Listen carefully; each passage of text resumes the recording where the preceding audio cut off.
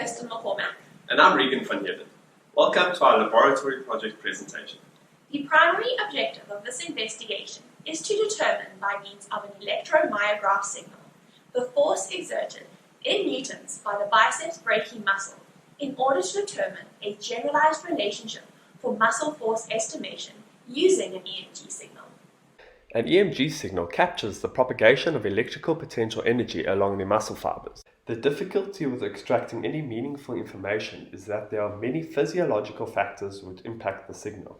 Our key objectives were to determine a biomechanical model, replicate existing theory, discover different signal-to-force correlations, predict the force of contraction, and draw conclusions based on all acquired results. A custom-made force gauge was built to allow for fast sampling of the force measurement that is comparable to that of the EMG data.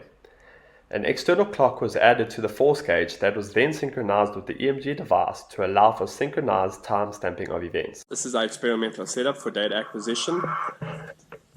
Here we've got the electrodes attached to the biceps brachii. The data is being captured by the cleave med by a radio 150. This is what we're seeing in real time on the screen here. A force is applied to the belt onto the load cell, being displayed on this LCD screen and sent to MATLAB where it is being stored. The raw EMG and force data is acquired over many acquisitions, and after applying rectification, bandpass filtering, normalization and smoothing, a monotonically increasing relationship is found between EMG RMS and force of muscular contraction.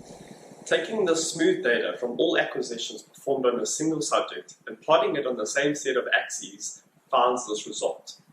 Here we can see the proportional relationship between the normalized EMG and the normalized force. This validates what we found in the literature. Next, we took all of the unsmooth data from a single subject and plotted it along with a line of best fit and obtained a correlation coefficient of 0.78.